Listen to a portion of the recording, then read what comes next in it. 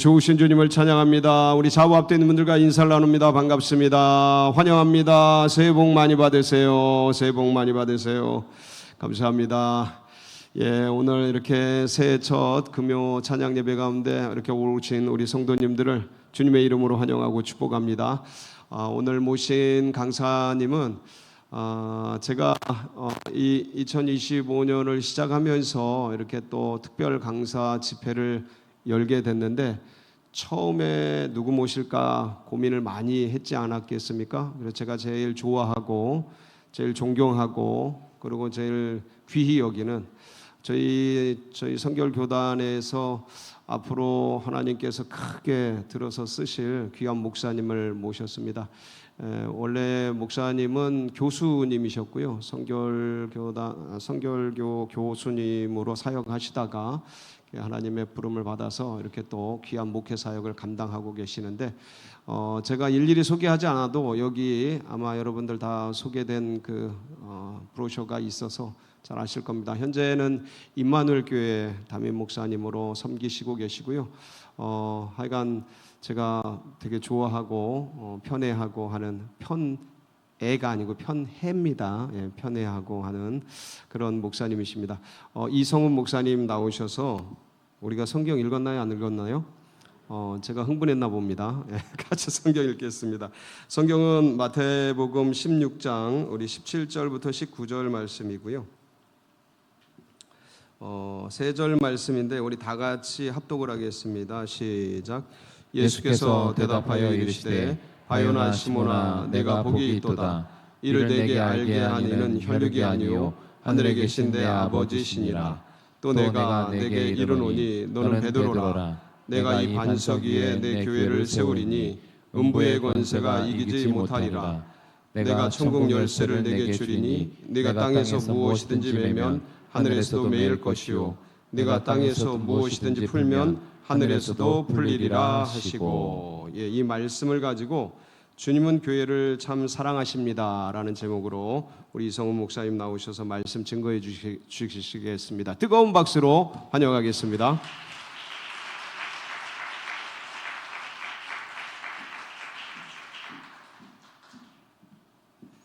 할렐루야, 할렐루야, 감사합니다. 우리 주님의 은혜 가운데 우리 최봉수 목사님께서 이렇게 심호하시는 교회에 와서 같이 여러분들과 함께 은혜의 말씀을 나눌 수 있는 기회를 주신 하나님께 참 감사드립니다.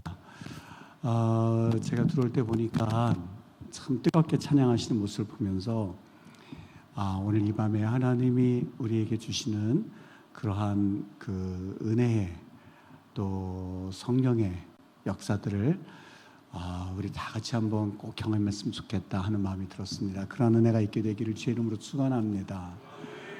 여러분 오늘 제가 여러분들과 함께 혹시 찬양이 있다가 우리를 사용하셔서 좀 준비해 주실 수 있을까요? 네, 우리에겐 소원이 하나 있네 그거요. 네, 맞습니다. 오늘 제가 이 부여받은 시간이 50분까지여서 50분, 55분이어서 한 30분 정도 이렇게 말씀을 증거하게 될 것 같아요. 근데 너무 긴장하지 마시고 조금 이렇게 여러분이 느슨하게 들으셔도 제가 우리 목사님 참 저를 좋아해 주신다고 그러셨는데 제가 우리 목사님의 말씀을 동영상에서 종종 듣는데 말씀을 증거하실 때 저도 은혜를 받고 또 이렇게 잘 양질의 꼴을 그동안 드신 여러분에게 제가 무슨 말씀을 또 와서 이 밤에 30분 동안 하겠습니까? 그런데 좀 편안하게 제가 그동안 생각했던 것을 같이 나눔으로써 하나님이 주시는 이 금요일 날 주시는 이 성령의 좀 터치하심이 여러분에게도 있고 저에게도 있어서 기도하실 수 있는 그런 밤 되기를 주의 이름으로 축복합니다. 오늘 우리 주님께서 교회를 참 사랑하십니다 라는 제목으로 말씀을 나누는데 여러분 예수님 사랑하십니까? 네, 아멘 그러셨습니다. 예수님 사랑하십니까? 그러면 아멘 그러셨고, 여러분 교회 참 사랑하십니까? 아멘 그러셨습니다. 네, 예수님도 사랑하시고 또 교회도 사랑하시는 여러분들 참 그 모습이 너무너무 이쁘고 멋있고 아름답습니다. 어떤 분들은 나는 예수님은 참 사랑합니다 그렇게 말씀을 하시는데, 또 교회는 조금 좀 제가 이 잘못된 점 그리고 부족한 점 때문에 이 사랑한다기보다도 좀 고쳐야 할 부분이 많이 있습니다 하신 분들이 있습니까? 혹 그렇다면 오늘 내가 그 신앙의 그 길이 어디가 조금 좀 한번 생각해 보아야 할 문제인지, 또 생각해야 될 부분이 좀 같이 생각해 봤으면 좋겠습니다. 왜냐하면 여러분 이렇게 한번 제가 여러분에게 대답했다고 생각을 해봐 주시죠. 목사님, 아내를 사랑합니까? 그러면 네, 사랑하는데요. 우리 아내의 영혼은 사랑하는데, 예를 들어서 영혼은 참 이쁘고 너무나 아름답고 사랑스러운데 그 육신은 너무너무 실수없, 이게 말이 될까요? 여러분 이제 여러분 옆에 분들 한번 보세요. 보시면서 한번 지금 잠깐 보시죠. 보시면서 너의 영혼은 참 예쁜데 너는 좀 뭔가 마음에 안 들어, 이렇게 말씀하시면 어떨까요? 그게 말이 될까요? 영혼과 이 겉모습과 이게 그렇게 정확하게 구별이 되어집니까? 제가 오늘 그 얘기를 좀 같이 나누려고 그래요. 여러분, 예수님 사랑하는 것과 교회 사랑하는 것이 사실 분리되어 있지 않습니다. 나는 예수님은 사랑하고 또 예수님께는 내가 이렇게 참 충성을 다하겠는데, 이 교회는 그런 것 같지 않습니다라고 하는 것은 좀 뭔가 이 성경적으로나 아니면 우리가 신앙적으로 조금 한번 생각해 보아야 할 그러한 그 답변입니다. 정말 올바른 답변은 나는 예수님도 사랑하고 조금 전에 여러분이 이야기하셨던 것처럼 교회도 사랑합니다 이렇게 말씀하시는 것이 맞습니다. 그럼 목사님, 교회라고 하는 것을 좀 한번 정의해 봐 주시겠습니까? 여러분, 교회라고 하는 것은 두 가지로 나눌 수가 있어요. 그렇죠? 교회라고 하는 것은 우리가 이렇게 눈에 보이는 유형의 교회가 있고, 그리고 또 하나 무형의 교회가 있을 수 있어요. 오늘 성경에서 그 이야기를 예수님이 말씀하시는데요. 예수님께서 이 제자 베드로와 여러 가지 참 대화를 많이 나누셨어요. 근데 어느 날 예수님이 가이사랴 빌립보까지 갔었던 거죠. 근데 그 가이사랴 빌립보에는 뭐가 있냐면 지금에도 단신전이라는 게 있습니다. 판신전이라고도 하고 단신전이라고도 말하는데, 그 판신전에 올라가 보면 그 몸은 사람이고, 그리고 이 상체는 사람이고 육신은 이 네 발 달린 짐승처럼, 즉 그들에게 있어서 목축을 하는 사람들에게 있어서 그들이 우상처럼 섬기는 신이 그 가이사랴 빌립보에 있습니다. 그 어느 날 예수님께서 갈릴리에서 그 가이사랴 빌립보까지 가신 거예요. 여러분, 갈릴리 바다에서부터 가이사랴 빌립보까지 가려면 대략 차를 타고 1시간 반 정도 갑니다. 그러면 대략 걸어가는 길이가 어느 정도 되는지 좀 대충 그 짐작이 가시죠. 버스를 타고 가거든요.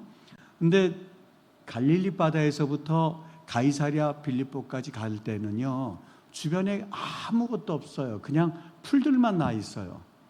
제가 우리 학생들을 데리고 종종 성지순례를 갔었는데, 거기까지 올라가면 꼭 나오는 질문이 여기 뭐가 있길래 여기 가시는 거예요? 그래요.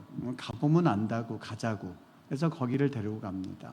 그러면 1시간 반에 걸쳐서 예수님 당시에 예수님께서 가이사랴 빌립보에서 있었던 사건은 바로 이 사건밖에는 없거든요.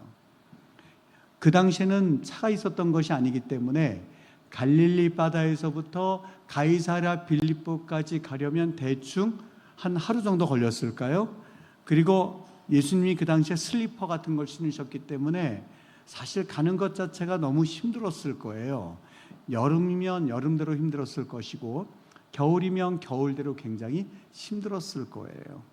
거기까지 그냥 가는데 아마 이 가이사랴 빌립보까지 가는 동안 제자들은 예수님이 좀 궁금했을 겁니다. 예수님이 이분이 예루살렘에서는 기적을 행하셔서 하나님의 아들이라는 것을 보여주셔서 그러는데 갈릴리 바다에서도 기적을 보이셨는데 도대체 거기까지 가기에는요 하루 동안 가면서 무슨 생각인들 안 나겠습니까?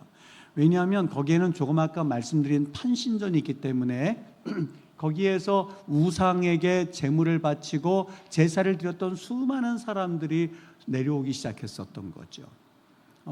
예루살렘에서는 그래도 사람들에게 인정을 받고 갈릴리에서도 인정을 받던 예수님이지만 오는 사람들에게 당신 이분이 누군지를 알아? 라고 제자들이 아무리 말한들 그 판신전에서 우상을 섬기고 그 이방 제단에서 제사를 드린 사람들이 예수님이 누구인지 어떻게 알겠습니까?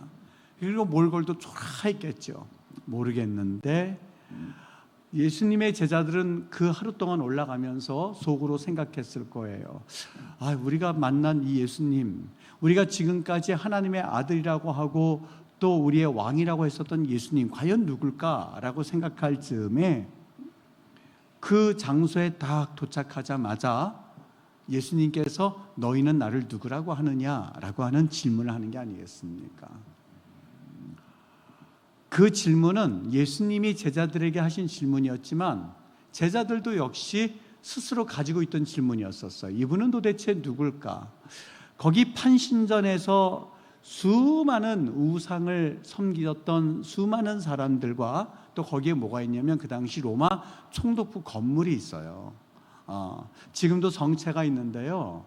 어떻게 보면 권력의 상징이라고 할 수 있는 그 당시 로마의 이 지역에 총독부를 두어서 그래서 그 지역을 다스릴 수 있도록 만든 그런 장소가 있는데 한쪽에서는 우상을 섬기고 있죠.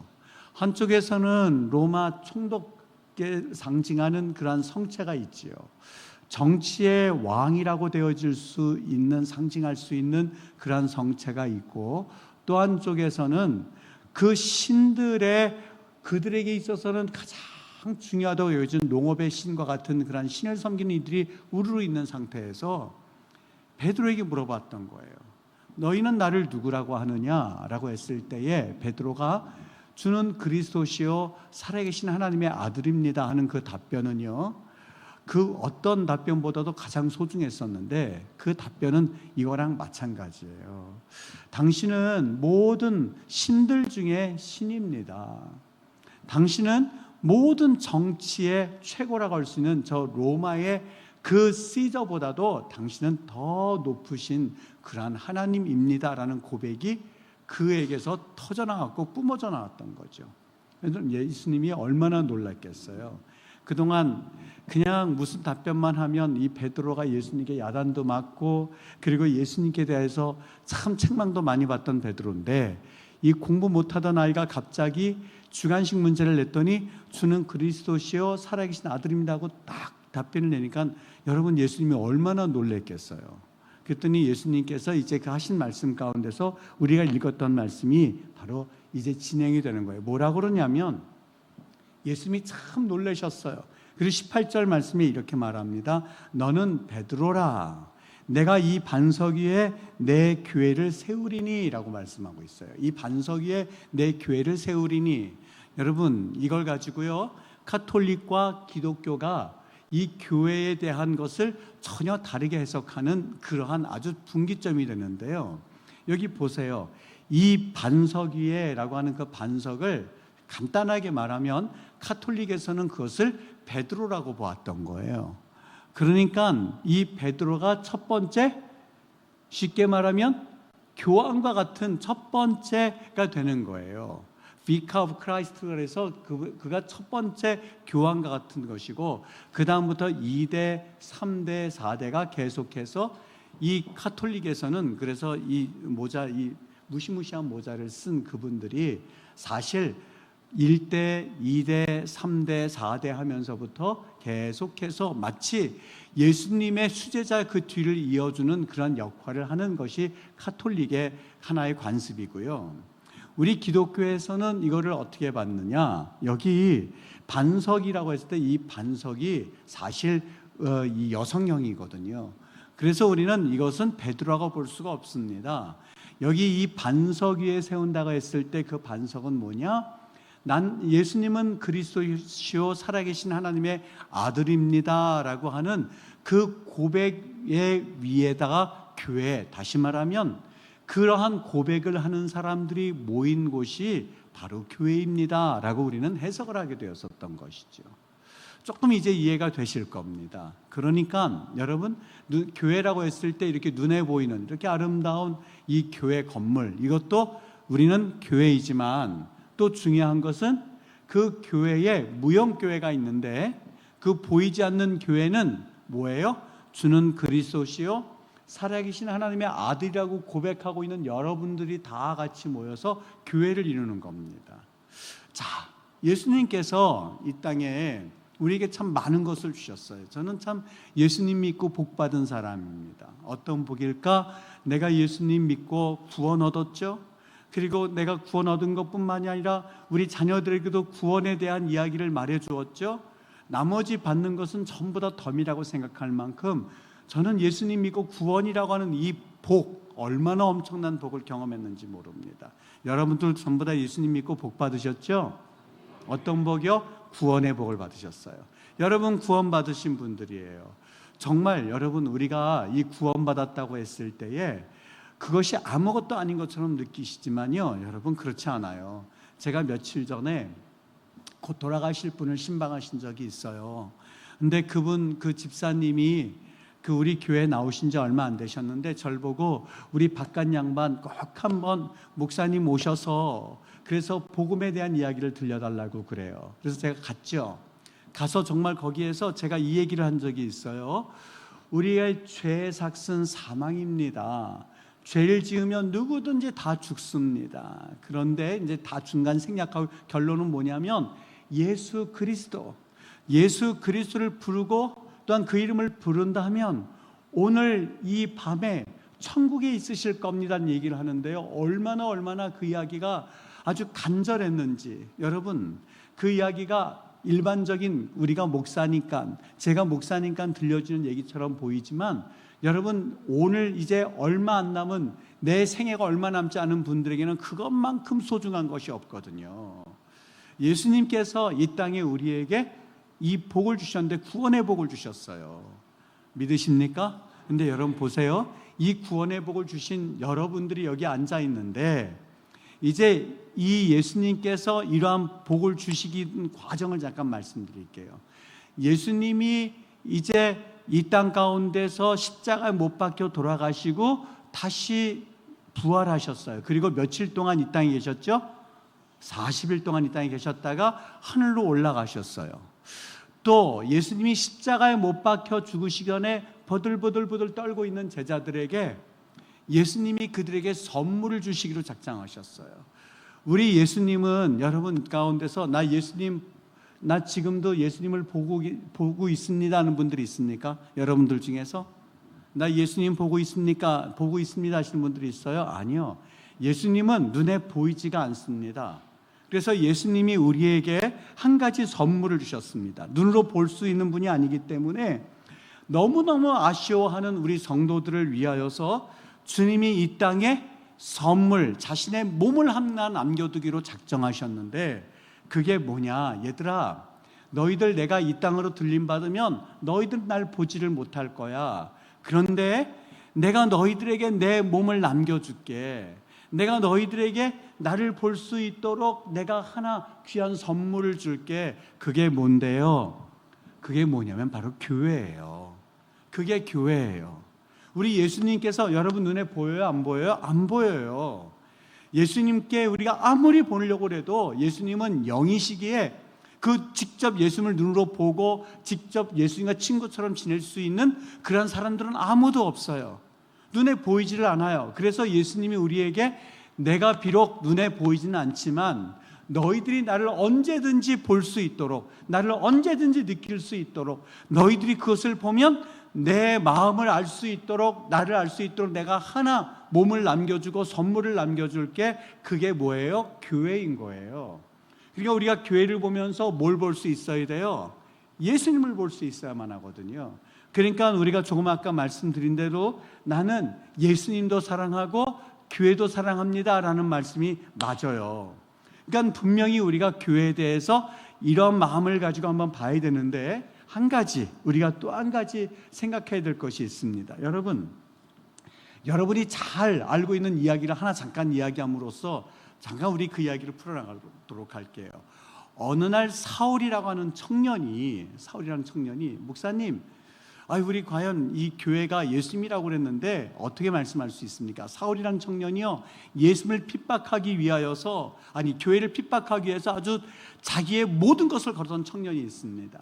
사내드립이라고 하는 곳이 있는데, 그 사내드립에서 공을 세우고 나면 그는 그 사내드립에서 아주 공회원으로서 출세가 보장된 청년이었습니다. 그런데 여러분, 군에서도 진급하기 위해서는 어느 고생하는 장소를 가야만 진급을 하지 않습니까? 마찬가지로 자기가 공을 세워야 하게 되는데 그 공을 어떻게 세울까 생각하다가 교회를 핍박하는 일을 생각했던 거예요. 그래서 달려갑니다. 그것도 국내에 있는 교회가 아니라 저 멀리 시리아에 있는 다메섹의 그 교회를 핍박하기 위해서, 예수 믿는 남녀들을 핍박하기 위해서 갔는데, 그 중간길에 무슨 일이 생겼냐면 태양보다 더 밝은 빛이 그에게 임하더니 예수님이 그에게 말씀하시는 거예요. 사울아 사울아, 왜 네가 나를 핍박하느냐라고 말씀을 하시는 거였었어요. 여러분, 이 말씀이 이해가 되십니까?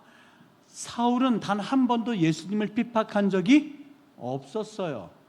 그가 하려고 하는 목적은 가서 교회에 예수 믿는 남녀들을 잡아다가 그리고 오는 것이 그의 목적이었었어요. 교회를 무너뜨리려고 하는 것이 그의 목적이었었어요. 그런데 예수님은 그에게 뭐라고 그래요? 사울아 사울아, 네가 왜 나를 핍박하느냐 그래요. 네가 왜 나를 핍박하느냐. 여러분, 여기에서 우리가 한 가지 교회와 예수님과의 관계를 한번 생각해 볼 수가 있죠. 나는 교회에 그렇게 사랑하지 않아요. 나는 교회가 올바로 되었으면 좋겠어요. 여러분, 어떤 분들은 말해요. 우리에게 있어서 성경에서 교회라고 하는 것은 사실 눈에 보이지 않는 그 교회를 말하는 것이지 이런 교회를 말하는 게 아니요. 교회란 이야기가 114번이 나오거든요. 그 중에서 한 110번 정도가 그냥 골로새 교회, 빌립보 교회, 고린도 교회, 이렇게 로컬 처치를 말하고 있다는 것 아세요? 성경에서 말하는 그 교회의 대부분은 이렇게 우리처럼 일반적으로 여기 우리 강동구 지역에 있는 이런 교회를 말씀하고 있었던 거예요. 예수님께서 거기서 말하는 그 교회라고 하는 것은 다른 것 아니라 바로 예수 믿는 남녀들을 핍박하기 위해서 갔었던 그 사울이 내가 어떻게 해서든지 자기의 믿음의 열심을 가지고 또한 자기의 신앙이 올바르다고 생각한 나머지 교회를 핍박하려고 갔지만 예수님은 그것은 곧 나를 핍박하는 것이라고 생각을 했었던 것이죠. 사랑하는 우리 서울제일교회 성도님들, 잘 들으셨으면 좋겠습니다. 정말 여러분들이 예수님을 사랑하신다면 그 예수님에 대한 사랑을 어떻게 드러내셔야 돼요? 뭐를 사랑함으로 드러내셔야 돼요? 교회예요. 여러분, 저는 이제 그렇게 목회한 지가 그렇게 오래되지는 않았어요. 그런데 목회를 하면서 조금씩 제가 변화되고 있다는 걸 느꼈어요. 어떤 변화냐? 과거에는 나만큼 예수님 사랑하는 사람 없다고 생각했어요. 성경 말씀하면서 그것만큼 예수님 사랑하는 일이 또 어디 있을까 하는 생각이 들었어요. 그런데 시간이 조금씩 들면서 여러분, 참 신기한 게요, 교회가 사랑스러워지기 시작하는 걸요. 정말 교회가요, 정말 조금씩 교회에 어떤 게 사랑되어집니까? 그냥 교회가 조금이라도 흔들릴까봐 마음에 기도하게 돼요. 저는 그렇게 교회에 대해서 기도하던 사람이 아니었었어요. 그냥 하나님, 내 목적 그리고 내 믿음 이런 거 위해서 기도하는 걸 주로 하던 그런 사람이었었어요. 근데 목회를 해가면서 조금씩 나에게 변화가 되어지는 것을 느낄 수 있었는데 그 변화라는 것은 뭐냐? 교회에 조금이라도 해가 갈까봐, 어떤 모습이라든지 교회가 조금이라도 흔들릴까봐 거기에 제가 노심초사하고 있는 모습을 보면서 내가 조금씩 이 교회를 사랑하는 마음을 주님께서 주시기 시작하시는구나 하는 것을 느낄 수가 있었습니다. 여러분, 교회라고 하는 것, 여러분 어떤 교회든지 간에 한번 여러분 살펴보십시오. 모든 교회라고 하는 것은 장점도 있고 단점도 있어요. 여러분, 이 교회라고 하는 것은 어느 교회나 할 것 없이 우리 교회도 장점이 있고 단점이 있고, 그리고 우리 서울제일교회도 장점이 더 많겠지만 단점이 분명히 있을 거예요. 그거는 이 땅에 있는 교회는 다 마찬가지예요. 그런데 아십니까? 여러분, 신앙생활 할 때에 이 교회에 대하여서, 그리고 우리가 교회가 없다면 우리의 믿음을 나누고 믿음을 세워나가고 그리고 믿음을 깊이 있게 만들어 나가는데 사실상 이 교회가 엄청난 역할을 한다고 하는 사실을 아십니까? 우리 이 예수 믿는 어떤 여러분들 전도하지 않습니까? 그런데 이 전도할 때요, 사람들이 그 전도지를 별거 아닌 것처럼 생각해요. 그런데 어떤 사람은 그 전도지를 받고 예수님을 믿어요. 그거까지는 참 좋아요. 그런데 그분의 믿음은 어떻게 성장하냐면 교회 안에서, 그리고 교회에서 성도들과 교제하면서 말씀을 들으면서 때로는 툭탁툭탁 해가면서 또 때로는 봉사하면서 때로는 구역 예배를 드리면서 또 때로는 그 헌신하면서 믿음이 자라나기 시작해요.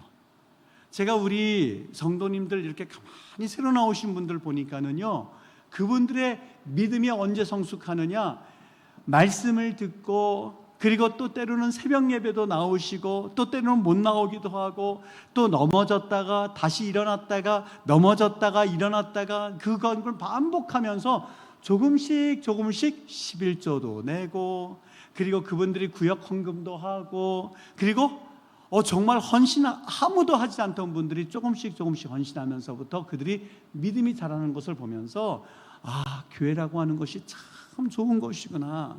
교회가 우리 성도들의 믿음을 키워나가는 아주 밑바탕, 텃밭과 같은 곳이구나 하는 것을 제가 느낄 수가 있었어요.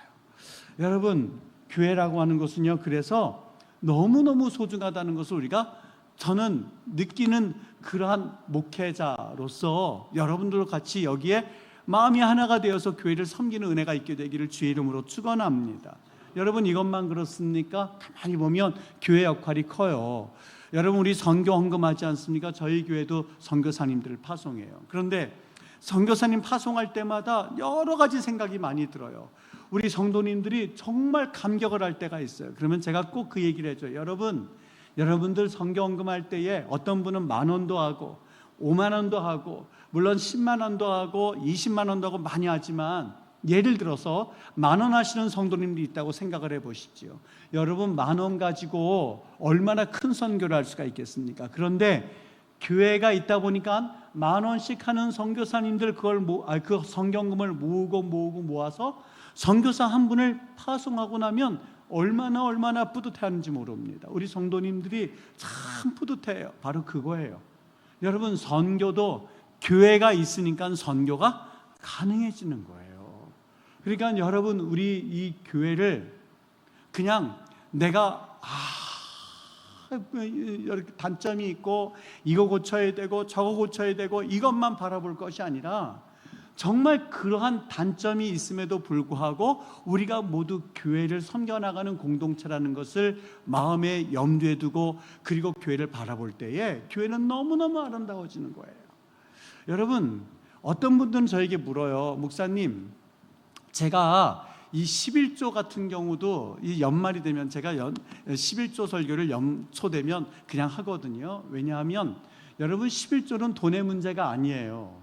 이 돈의 문제가 아니기 때문에 저는 자신만만하게 얘기해요. 여러분, 11조 꼭 하세요. 이렇게 아예 그냥 대놓고 얘기해요. 그게 만약에 이 11조 해가지고 그걸 절을 준다 그러면 그렇게 말을 못할 거예요. 그런데 여러분, 이게 왜 돈에 관한 얘기가 아닌 줄 아세요? 우리 막타워, 저는 이 군대 갔다 온 분들은 막타워를 해요. 이게 11m 높이에요. 근데 거기에서 왜 뛰어내리 그게 10m고 사람 키를 1m로 따져서 거기를 뛰어내리게끔 하는데 정말 무서워요. 여러분 제 눈을 보세요. 겁이 많게 생겼어요? 아니면 겁이 없게 생겼어요?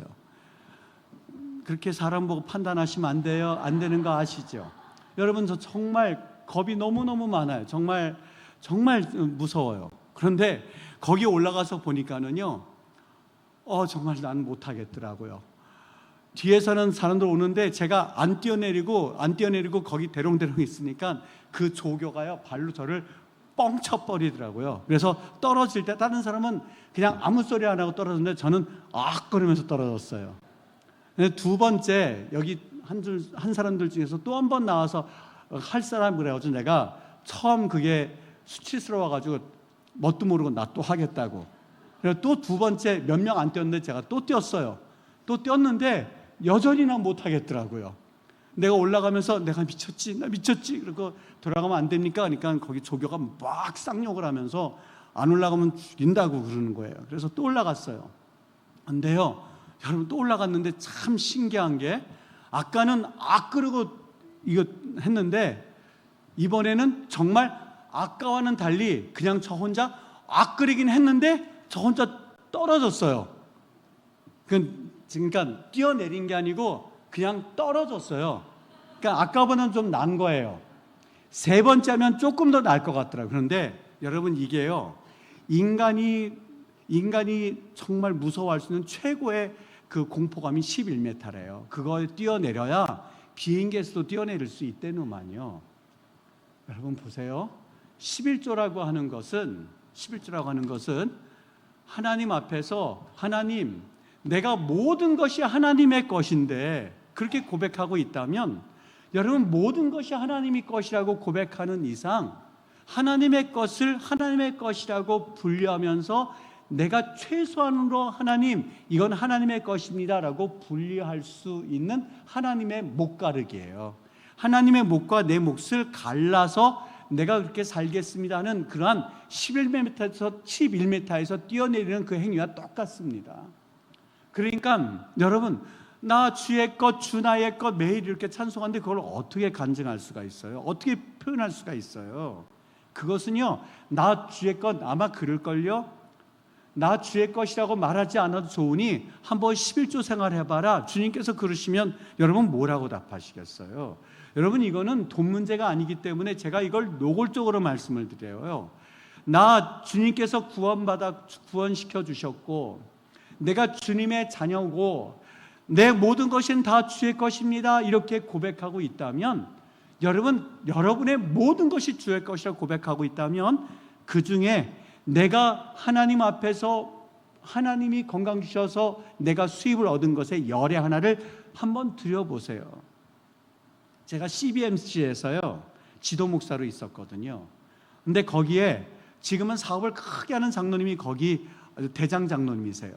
근데 그 장로님이 저한테 얘기해 주시는 거예요. 목사님, 저 옛날에 예수 안 믿을 때가 있었는데요. 아내 따라서 왔거든요.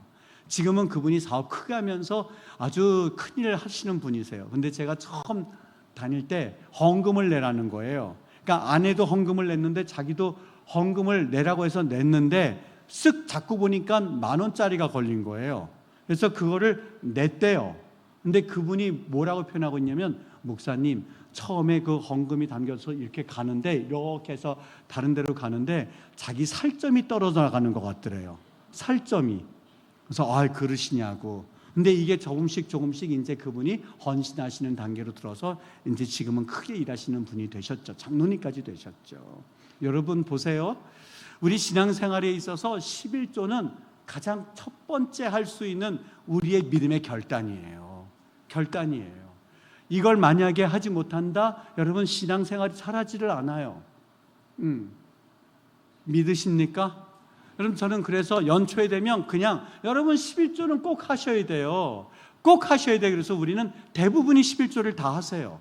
왜냐하면 그걸 저한테 준다 그러면 제가 그 말을 못하는데 그것은 하나님 앞에서 드려져서 하나님께서 그거를 통하여서 일하시기 때문에 이 말씀을 통해서 지금 시험을 받는다면 여러분 정말 하나님 앞에 다시 한번 내가 어떤 자세로 살아왔는가를 한번 생각해 보셔도 좋을 것 같아요.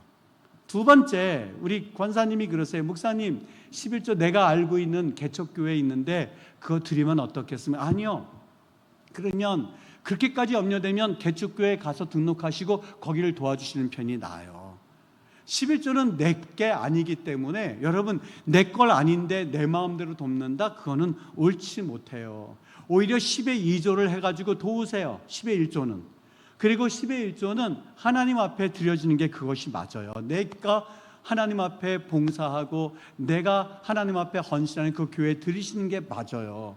그래서 저는 이 11조 이야기를 그런 식으로 이야기하는데 여러분 잘 한번 여러분들이 마음속에 기억하셨다가 교회를 어떻게 섬겨야만 하는가 하는 것들을 여러분들이 좀 결단할 수 있는 시간이 되었으면 좋겠어요.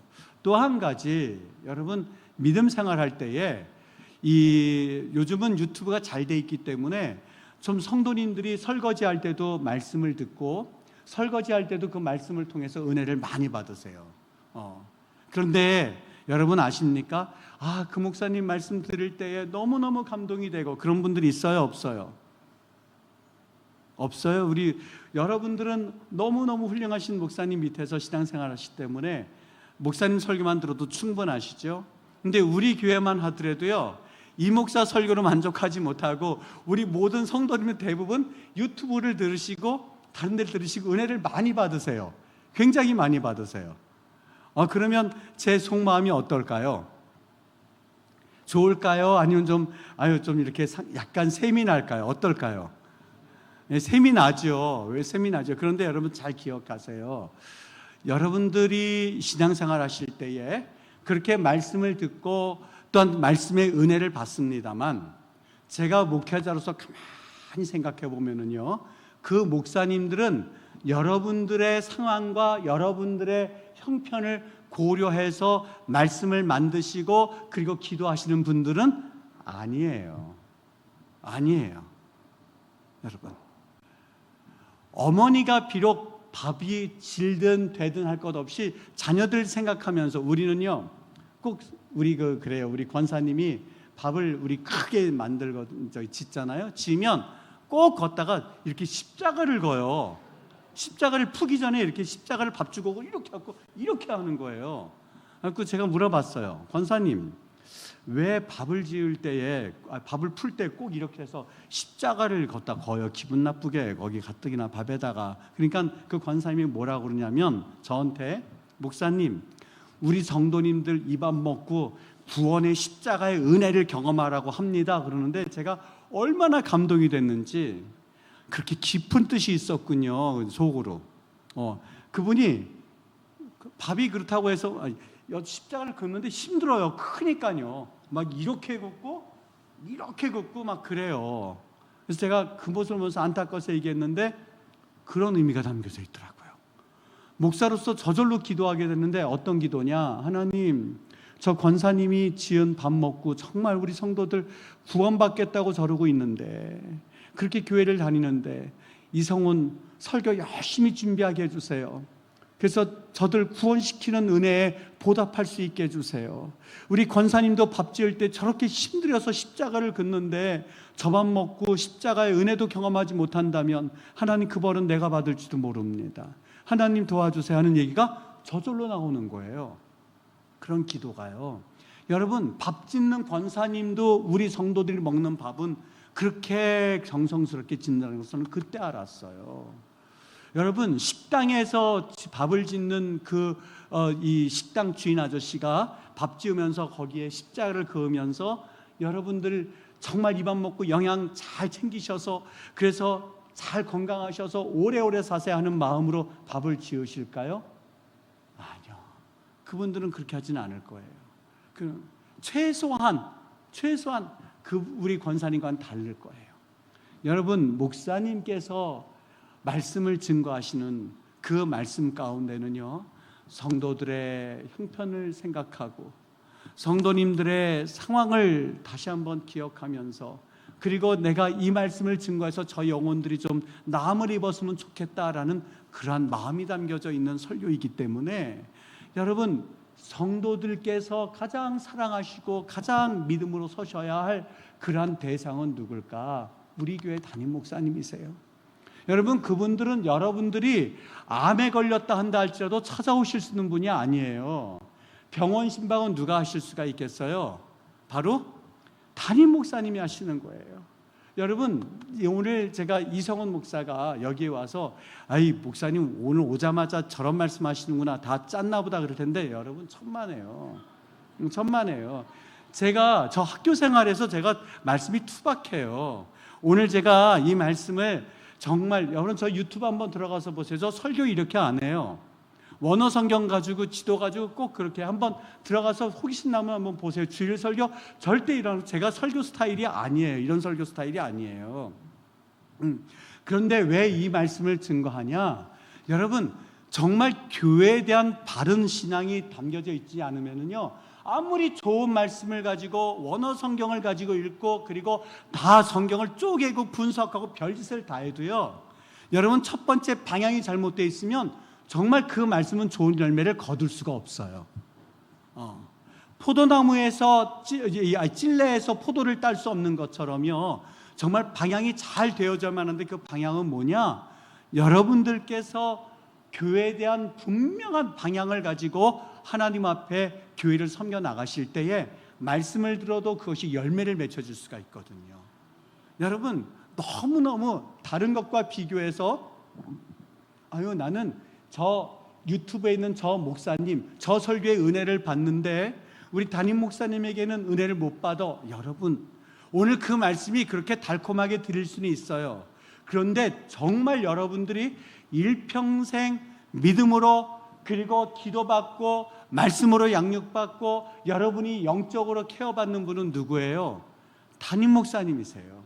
우리 교회를 공동체로 그렇게 이끌어 주신 거예요. 성령께서 우리에게 교회를 주셨는데 그 교회에 담임을 세워주시고 그리고 우리를 성도로 세워주셨다? 여러분 제가 여러분들을 아무리 좋다 그래도 저는 여러분의 담임 목사가 될 수 없어요. 성령께서 저를 인도하셔서 임마누엘 교회에 세워주셨어요. 여러분이 아무리 사랑스럽다 하더라도 저의 우선은 누구예요? 예전에 제가 저희 담임 목사님이요, 성도들한테 그러시더라고요. 아무 데서나 가서나 기도받지 말어. 그리고 아무 데서나 가서 말씀 듣고 그러는 거 아니야. 그러길래 저는 그때만 했었어도 에이 목사님 괜히 샘 부리시는구나. 그 기도원 가서 그렇게 기도하고 이렇게 안수받는 그런 거 샘 부리시는구나. 난 그랬어요. 근데 제가 담임이 되고 보니까는요, 어떤 생각이 드냐면 잘못될까 봐. 저는 노골적으로 얘기해요. 여러분 다른 데서 성경 공부 절대 하지 마십시오. 만약에 성경 공부한다면 저한테 말씀해 주세요. 그래서 내가 좋다 안 좋다 판단해 드릴 테니까 저한테 말씀해 주세요. 그리고 우리 성도님들 다른 데 가서 막 안수받고 그러면 저는 그게 샘나는 게 아니라 저러다가 혹시 잘못되는 건 아닐까 하는 그 염려가 앞서는 걸 보면서 그때 그 목사님의 마음이 그런 마음이었구나 하는 것을 제가 목회를 하면서 조금씩 깨닫게 돼요. 사랑하는 여러분, 교회를 우리 서울제일교회를 섬기도록 하신 하나님의 뜻과 섭리가 있을 거예요. 그것은 우리 최봉수 목사님의 목회 역량에 여러분이 들어오셨고 그리고 그 영향권 안에 들어오셔서 영적인 케어를 받으시라고 성령께서 인도해 주신 것을 믿으면 아멘 하시기를 바랍니다. 여러분 이 고백이 있으셔야 돼요. 이 고백이 있지 않으면 그 영향권 안에 있지만 계속해서 맴돌아요. 그리고 그 영양분을 아무리 받더라도 여러분 보세요. 제가 단백질을 먹어서 제 육신이 건강해지고 이러는 걸 원하는데 만약에 그 단백질을 아무리 먹어도 이게 다른 데로 간다면요, 그건 먹어도 소용이 없어요. 제가 그동안 짧은 세월이지만 목회를 하면서 느꼈던 것은 여러분 저 말씀 원어 성경 가지고 해요. 정말 기회 되면 한번 보셔요. 원어 성경 가지고 해요. 그런데 느꼈던 게 있어요. 그렇구나. 천사의 이 사랑이 없으면 그 울리는 꽹과리가 같다고 했는데 우리가 하나님 앞에서 올바른 교회관을 갖고 있지 않으면 신앙생활 아무리 열심히 해도 여기엔 열매가 없구나 하는 것을 이제 느끼게 돼요. 신앙관이라는 건 뭘까? 여러분 교회관이에요. 이 교회는 누구를 담임 목사님으로 세워주셨어요? 아직 모르세요?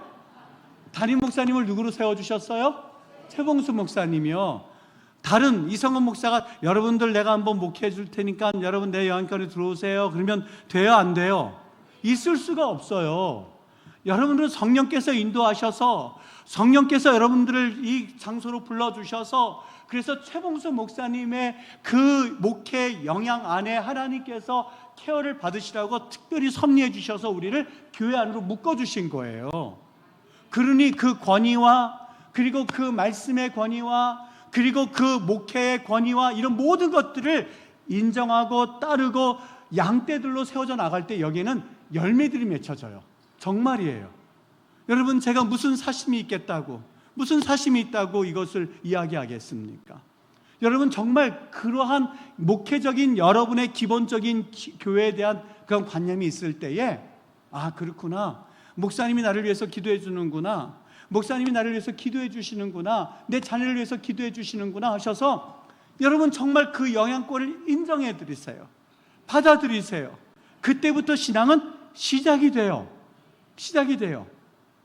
아니 그냥 그걸 어기고 그 단톡방을 열어가지고 거기에 들어가서 하던 권사님이 한 분이 있었어요. 그런데 그걸 조금씩 교회 퍼뜨리려고 하면서 따로 만드시려고 하는 거예요. 권사님들이 찾아오셨어요. 목사님 이래도 되는 거예요? 그러길래 그거 조금 위험한데요, 저한테 알려주시고도 하신 것도 아닌데 하고 왔더니 그분이 다른 그 부류들과 이렇게 우리 교회에서 아닌 다른 분들과 이렇게 하시더니 정말 마지막 끝이 안 좋았어요. 아, 그렇구나. 여러분, 성령 하나님께서 우리 서울 제일교회를 이 땅 가운데 세워주시고 그리고 한 목회자님을 세워주셔서 여러분들이 목양할 수 있도록 하신 이상 여러분, 양은 목자의 음성을 안다고 그랬는데 그걸 인정해 드리셔야만 해요. 이게 가장 첫 번째, 이번 첫 번째 금요일이라고 그랬는데 이 첫 번째 여러분들이 교회관을 확실히 심으셔요. 만약에 이것이 흔들리게 되면 아무리 내가 말씀을 듣고 신앙생활 열심히 하더라도 열매가 좋지를 않습니다. 말씀 맺도록 할게요. 우리 서울 제일교회 성도님들 정말 주님의 이름으로 사랑합니다. 정말 제가 기독교 대한 성결교단 목회자로서 여러분들 너무너무 사랑합니다. 같은 교단 식구들이에요. 그런데 여러분, 같은 교단 가족이라 한다 할지라도 그 가족 가운데 하나님께서 이 장소에 목사님을 세워주셨고 여러분을 모양할 수 있도록 하나님께서 그 권위를 부여해 주셨어요. 근데 그것을 받아들이지 못하고 그것을 인정하지 못하고 그것을 내가 용납하지 못하면 그 다음부터는 신앙생활에 삐딱선이 타기 시작해요. 그리고 그 삐딱선은 사실상 열매가 다른 데로 맺혀지게 돼요. 열매가 좋지를 않아요. 저는 이 이야기를 우리 성도들에게도 하려고 그래요. 제가 이 말씀을 하기 위해서 준비해 놓았습니다만 그렇다, 우리 성도님들에게도 이 말씀을 꼭 다시 한번 전해줘야겠다는 생각이 드는데요. 우리 서울제일교회는 여러분들이 분명히 이 교회에 대한 분명한 인식을 가지고 그렇지, 교회라고 하는 것은 주는 그리스도시오라고 하는 분명한 공동체지, 겉에 대한 이 교회도 있지, 그리고 이 교회에서 신앙생활할 때에 내 담임 목사님은 최봉수 목사님이시지, 그리고 그 목회 영향권에 내가 들어가야지, 그리고 거기에서 내가 꼴을 먹어야지, 그리고 내가 아플 때 나를 위해서 기도해 주실 수 있는 분은 담임 목사님이시지, 내가 천국 갈 때까지 천국 가는 그 밤에까지 나를 위해서 기도해 주실 분은 목사님이시지, 이걸 분명히 할 때에 그때부터는 교회 생활도 재밌고 찬양에도 재미있고 말씀을 들어도 감사하고 그 다음부터는 무엇을 하더라도 여기에는 역사가 일어나게끔 되어 있습니다. 사랑하는 여러분, 그런 은혜가 있게 되기를 주님의 이름으로 축원합니다. 한 가지만 더 얘기하고 넘어갈게요. 여러분, 자녀들에게 여러분들이 교회에 있을 때에 있었던 이야기를 매우 긍정적인 이야기가 아니면 입을 닫으십시오. 긍정적이 아니면 이 얘기를 닫으셔요. 우리 어떤 일이 있었냐면요, 그 자녀가 대학을 갔어요. 멀리 대학을 갔는데 부모님이 갔더니 1년 동안 전화를 통해서는 교회를 다닌다고 그러는데 얘가 안 다닌 거예요. 부모가 가서 통곡을 해요. 가서 그 자녀에게 너 교회 다니니 했더니 1년 동안 교회를 안 다니면서 거짓말로 다닌다고 그랬었던 거예요. 그 부모님이 어떤 부모님이시냐, 여러분, 자녀들이 어렸을 때부터 교회를 다니는데 걔가 참 믿음이 있었던 아이였었어요. 근데 나중에 알고 보니까 이제 하나 우리 같이 얘기하다가 그런데 알게 된 사실인데요, 가면서 그냥 교회에 대한 여러 가지 안 좋은 얘기를 부부가 나눈 거예요. 교회는 어느 교회든지 약점이 있다고 그랬어요? 없다고 그랬어요? 있어요? 없어요? 있어요. 우리 임마누엘 교회 약점이 있어요? 없어요? 있어요. 모든 로컬 처치는 다 있어요. 사람이 모인 이상이요. 그런데 이 아이가, 여러분 보세요. 걔네들 컴퓨터 하는 것 같고 핸드폰 하는 것 같지만 귀는 쫑긋 쓰고 있는 거 아시죠? 아이들은 안 듣는 것 같으면서 듣고 있고, 그리고 어른들은 듣고 있는 것 같으면서 안 듣고 있는 거 아시죠? 아시잖아요. 아이들은 안 듣는 것 같으면서 다 들어요. 쫑긋 세웠는데 그냥 교회에 대한 나쁜 얘기를 하니까 얘가 마음속에 아유, 그렇게 교회는 나쁜 데네, 목사님은 참 나쁘네, 그 이야기를 수년 동안 학습한 거예요. 어린아이가, 그게 사일런트 엑소더스라는 말이 있어요. 사일런트 엑소더스요. 그러니까 지금은 내가 가만히 힘이 없으니까 엄마 아빠에 의해서 교회에 끌려다니지만, 이게 내가 힘이 있고 그리고 내가 이제는 마음대로 할 수 있을 때는 그냥 엑소더스 해버리는 거예요. 교회 안 나가지 뭐. 그게 된 거예요. 여러분, 내 자녀의 신앙을 망치고 싶으십니까? 한번 손 들어보세요. 망치고 싶은 분 첫 번째 법칙이 뭐냐? 예배 드리고 나서 들어갈 때에, 집으로 돌아가실 때에 교회에 대한 부정적인 얘기를 계속 해보세요. 그러면 그 자녀가 지금은 엄마 아빠가 교회를 가자고 그러니까 나오지만 시간이 지나고 나면 자기 혼자 힘으로 할 수 있으면 절대 교회에 안 나옵니다. 안 나와요. 안 나와요. 우리 자녀들이 3명이 있거든요.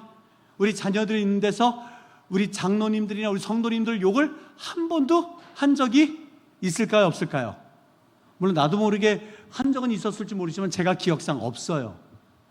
불평이 없었기 때문일까요? 화가 난 적이 없었기 때문일까요? 아니요.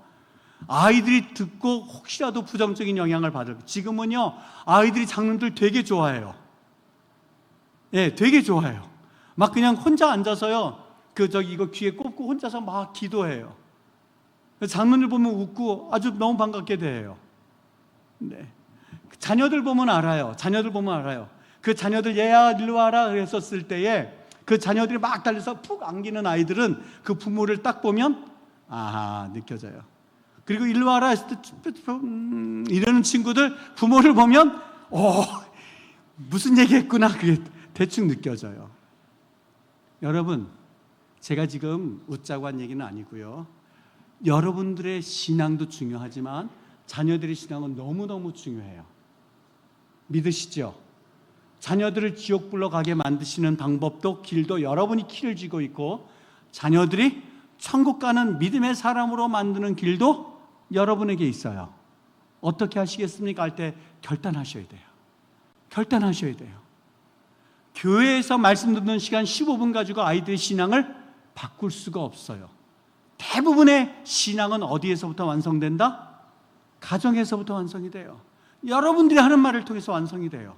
여러분들이 교회에 대한 평가가 그 아이들이 한 번도 경험하지 못했던 교회의 평가로 자리매김해요. 자리매김해요. 믿으십니까? 오늘 교회에 대한 얘기를 제가 몇 가지를 해드렸는데, 이것 가지고 1년 동안 사시면 하나님께서 복 주실 줄 믿습니다. 이런 귀한 은혜를 주시기를 주의 이름으로 축원합니다. 여러분, 우리 찬양 하나 할까요? 우리를 사용하셔서 찬양 하나 할게요.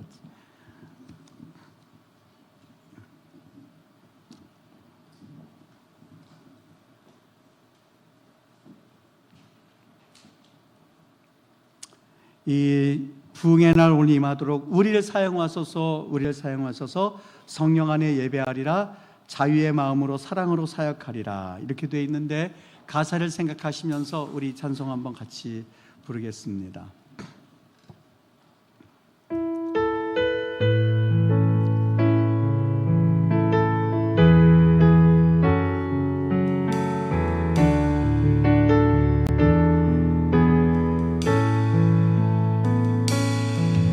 우리에겐 소원이 하나 있네. 주님 다시 오실 그날까지, 주님 다시 오실 그날까지 우리 가슴에 새긴 주의 십자가 사랑, 나의 교회를 사랑케 하네. 주의 교회를 향한 우리 마음, 희생과 포기와 가난과 고난, 하물며 죽음조차 우릴 막을 수 없네. 우리 교회는 이 땅의 희망. 교회를 교회되게, 예배되게 우릴 사용하소서. 진정한 부흥의 날 오늘 임하도록 우릴 사용하소서.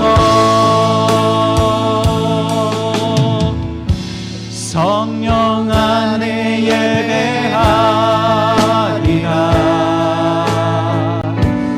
자유의 마음으로 사랑으로 사역하리라. 사랑으로 사역하리라. 교회는 생명이니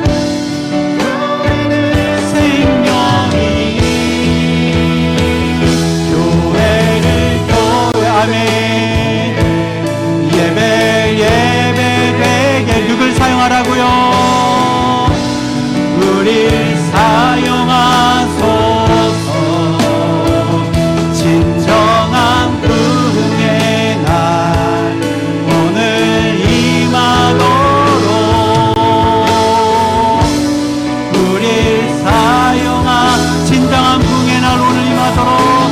진정한 부흥의 날 오늘 임하도록 우릴 한 번만 더. 진정한 부흥의 날, 진정한 부흥의 날 아멘 아멘 오늘 임하도록 우릴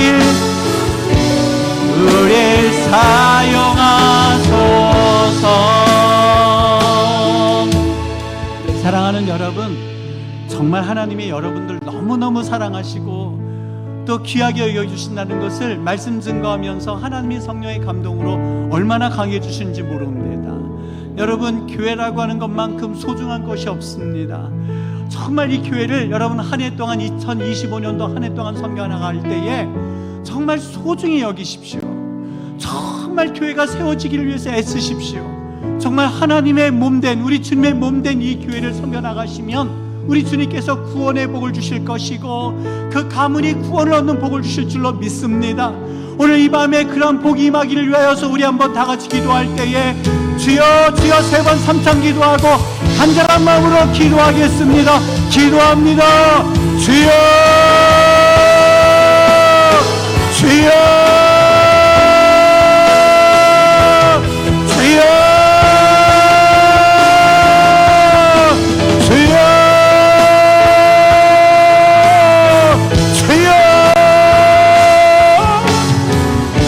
아버지 하나님 감사합니다. 정말 하늘의 거룩한 백성들을 통하여서 하나님의 나라가 이 땅에 임하는 거룩한 축복의 통로인 교회를 아버지 하나님여 이야기할 수 있는 기회를 주시니 아버지 감사드립니다. 하나님 영광 나타내시고 우리 하나님 참으로 다시 한번 교회를 소중히 여기는 주의 거룩한 백성들 되게 하사 아버지 하나님이여 진정 하나님의 나라가 이 땅에 임할 때에 우리 서울제일교회가 있었음을 기억하게 하여 주시옵소서. 아버지 우리 귀한 믿음의 성도들이 있고 귀한 목사님이 있었음을 잊지 않도록 성령 하나님 붙잡아 주시기를 간절히 간구하고 원합니다. 여호와 하나님 아버지 도와주시옵소서. 여호와 하나님 아버지 인도하여 주시옵소서. 주님의 나라가 이 땅에 임할 때에 하나님의 교회가 있었음을 기억하게 하여 주시옵시고 아버지 하나님 많은 교회들이 있지만 우리 서울제일교회를 하나님께서 이 땅 가운데 세워주시고 아버지 우리 목사님을 세워주시고 장로님들을 세워주시고 성도들을 세워주시는 하나님 예수님의 이름으로 아버지의 귀한 교회를 위하여 축복하기를 원합니다. 아버지 하나님, 악한 사탄 마귀가 와서 음부의 권세가 와서 넘어뜨린 력도로 인도하시고, 아버지 음부의 권세가 와서 아버지 교회를 힘들게 하는 력도로 25년도에 보혜의 복을 더하여 주시기를 간절한 마음으로 간구하고 원합니다. 주님 감사합니다. 할렐루야. 주님 찬양합니다. 여호와 하나님께서 특별히 아버지 하나님의 몸된 성전이라고 하셨사오니 하는 성도들이 기도하며 아버지 하나님 앞에 다시 한번 양떼로서의 귀한 사명을 잘 감당할 수 있도록 성령 하나님 붙잡아 주시옵소서. 순간순간마다 우리 하나님이 은혜 주시어서 아버지 하나님여 지치고 넘어질 때에 새로운 힘과 은혜를 더하여 주시기를 원합니다. 아버지여 지치고 넘어질 때에 우리 하나님의 크신 은혜를 가지고 살아갈 수 있도록 여호와 하나님 아버지 붙잡아 주시기를 원합니다. 주님의 이름을 찬양하며 아버지 하나님의 이름을 높여드리며 아버지여 우리가 영광 돌려야 할 뿐 오직 예수 그리스도 그 한 분만 바라보며 살아가는 복된 믿음의 성도들 아버지 귀한 교회에게 은혜 베풀어 주시옵소서. 그 성령의 이름으로 기도합니다. 아멘.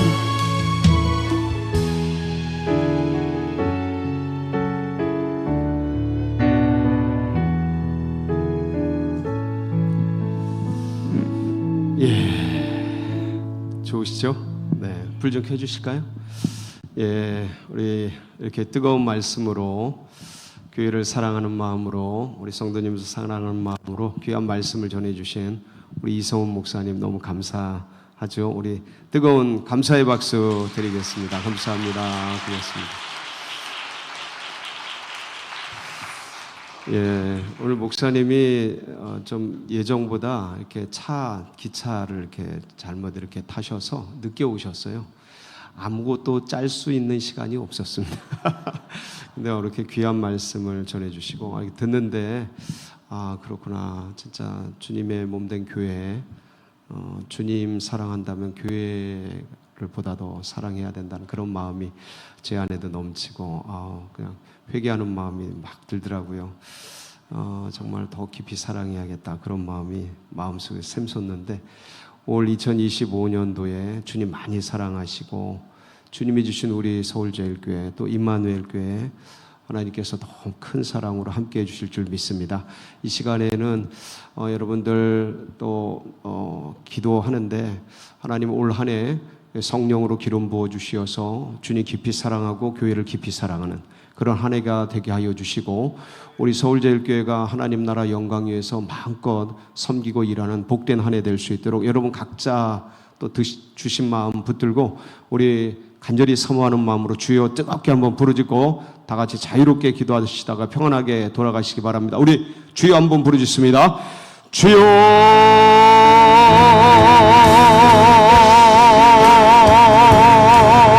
아버지